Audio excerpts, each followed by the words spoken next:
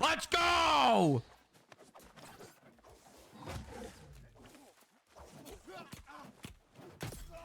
Oh!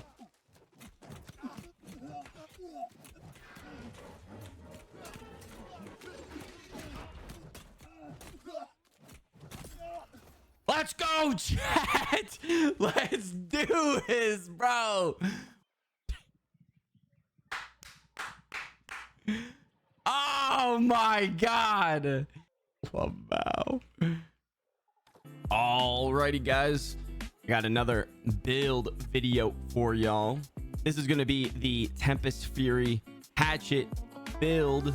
But before we get into the build, guys, about 90% of y'all that watch my videos are not subscribed. Be sure to hit that subscribe button. It's a free and easy way to support what I do, and it helps out tremendously. We are making a push to 1,000 subs here on the channel.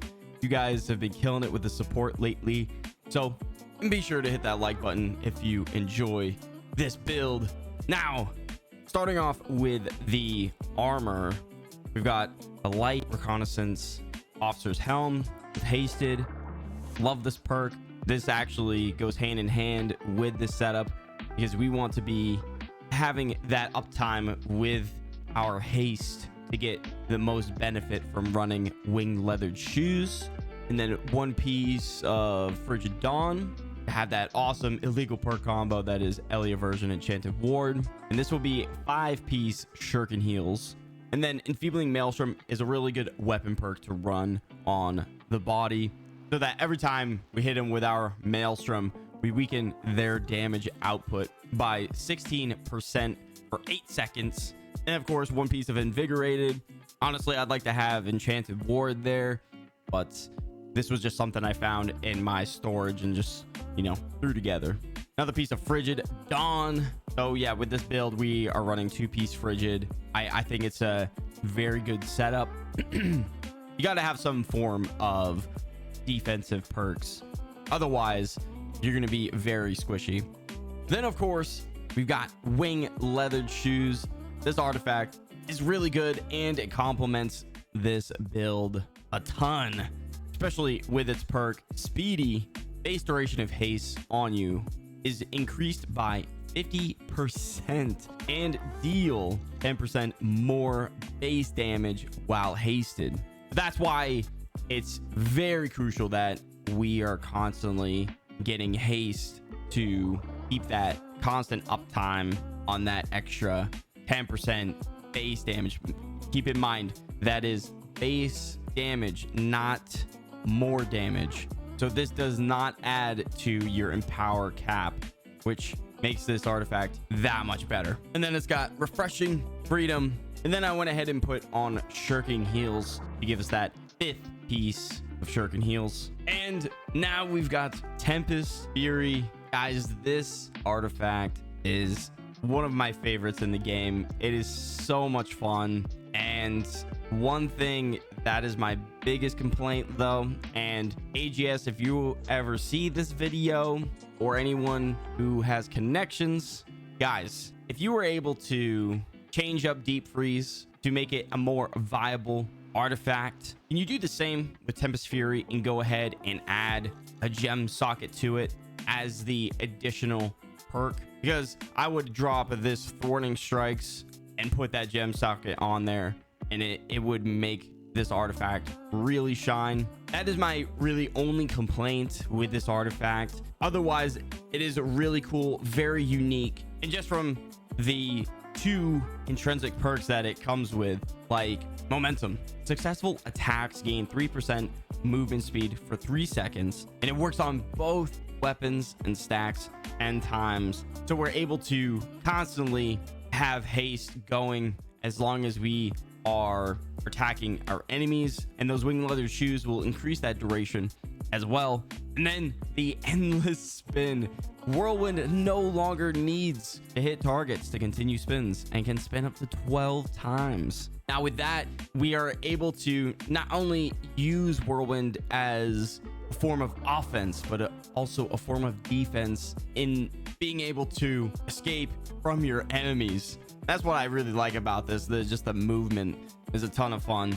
And then it's got refreshing move, fortifying whirlwind. Now, one thing with fortifying whirlwind is that you may think the duration, the 2 seconds, stacks up to 5 times. It doesn't. The only thing that stacks is the fortify and the increased slash damage. That duration does not stack. And then I went ahead and put on thwarting strikes to give us 7% damage while we have active grit. When you're in your whirlwind, you have grit, so just another avenue to increase our damage. As well as with Maelstrom, we get grit on the first spin though, not the second.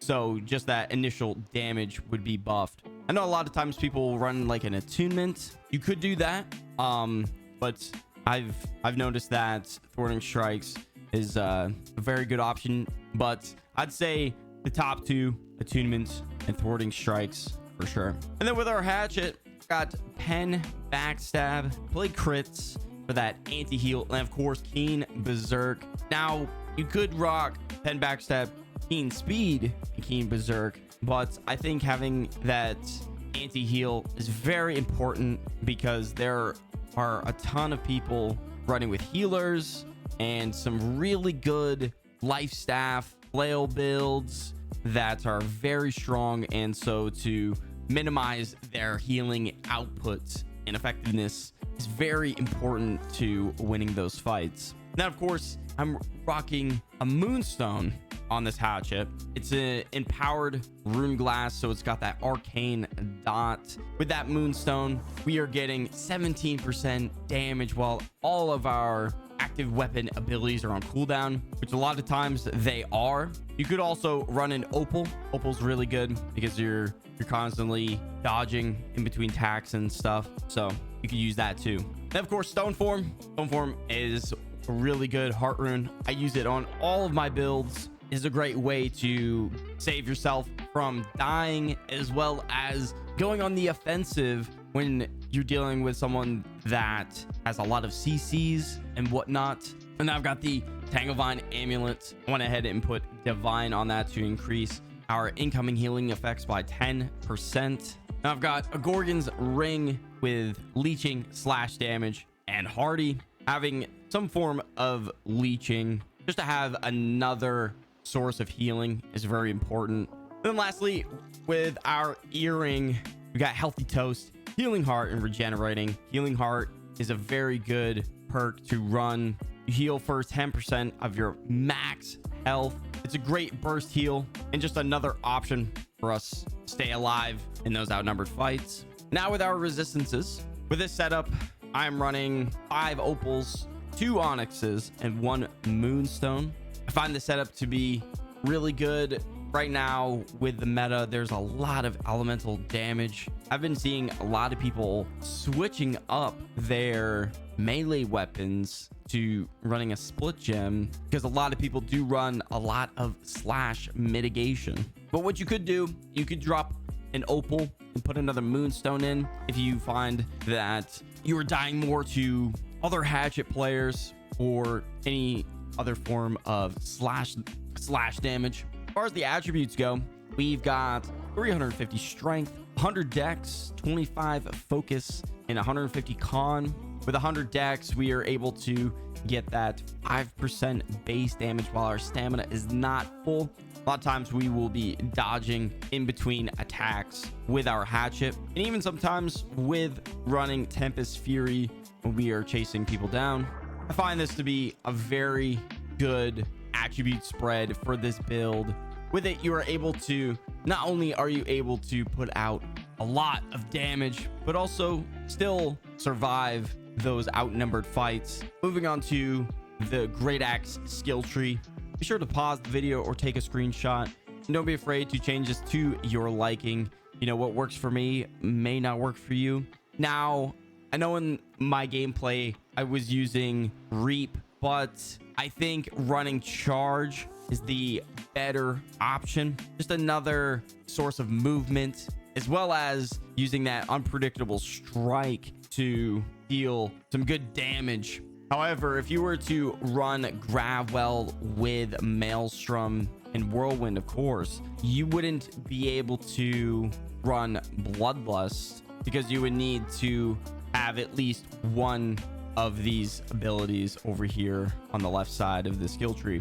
And you want to have Bloodlust. Just by looking at a foe within 14 meters, you move 20% faster and gain Empower, dealing 15% more damage. And that's very important since we don't have a gem socket on the Tempest Fury, so we are lacking that Empower to give us more damage. It's very important. And then with Whirlwind, I don't run the passive Surrounded. If you have 3 or more foes around you, increase base damage by 15% for each nearby target. A lot of times when there are 3 or more people surrounding you, you are trying to get out of there, not so much keep doing damage, because then that gives them the opportunity to root you and stun, you name it. Plus, if we were to rock this passive, we would have to give up something else. And since we have already filled up 10 passives on this side, on the left side, to get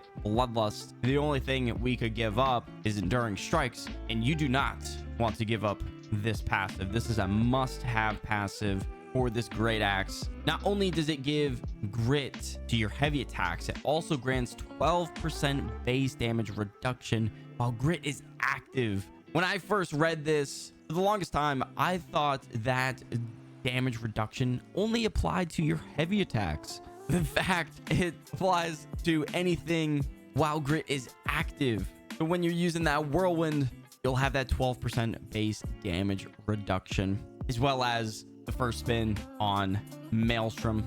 And even when you use your charge has grit as well. So as another form of an escape, you're using charge during the duration of that ability, you have that 12% base damage reduction. Now onto the Hatchet skill tree. Be sure to pause the video or take a screenshot and change it up to your liking.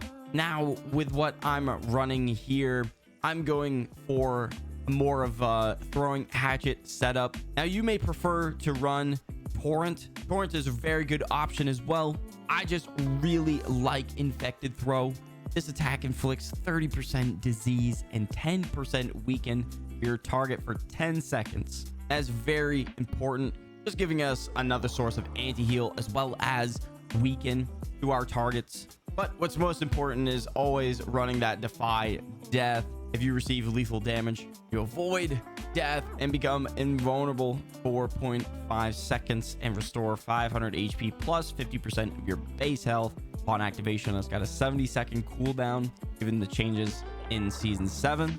I really like this throwing hatchet setup. Like I said, you guys could change it and drop Infected Throw to run Torrent, because having that aggressive approach passive, hitting a target with Raging Torrent grants haste, increasing movement speed by 20% for 6 seconds. So that duration for that haste will be increased from the wing leathered shoes, as well as another source of haste to keep that uptime on our 10% base damage from wing leathered shoes. And then some advice I could give you guys with running this build. I like to start out with the hatchet, hitting them, get some light attacks, some autos in there, and then hit him with the social distancing, and then immediately hit him with that Infected Throw right after, because with that social distance throw, you are rooting them in place to line up a really good Infected Throw hit. And since that root has been applied, that is a debuff. And if we go back to the skill tree, exploitation passive, all attacks deal 10% additional base damage to targets with an active debuff. So always doing that combo. Social distancing, Infected Throw will do a good amount of damage, especially to those pesky musket players and any other range player that is playing from a distance. And then I will go into Berserk after hitting those 2 abilities. Now our abilities are on cooldown, so now our hatchet light attacks are doing significant amount of damage from our Moonstone. And now with Tempest Fury, we want to hit him 5 times with the Whirlwind and then immediately into Maelstrom, because since we only have 2 seconds for that bonus damage from fortifying Whirlwind, you don't have much time to use any other attacks. So we want to have as much damage applied when hitting that maelstrom. And then of course, if you want to use the unpredictable strike as a form of offense, if they're right in front of you, you just immediately hit the ability into a block to do the unpredictable strike right in front of you, and it does significant amount of damage. It is really nice. Just another ability to do some really good damage to the enemy is really nice. So this is gonna do it for the Beyblade build, guys. Tempest Fury is such an amazing artifact. So this is gonna do it for the Tempest Fury build. So this is going to do it for the Tempest Fury build video. Thank you all so much for watching. If you made it this far in the video, I really appreciate it. And don't forget, I've been streaming almost every day over on Twitch, twitch.tv/emandid. Download in the description if you want to see me test out these builds before I make the video, as well as hanging out with me live. Be sure to stop by sometime. Would love to have you. As always, guys, I'll catch y'all in the next one.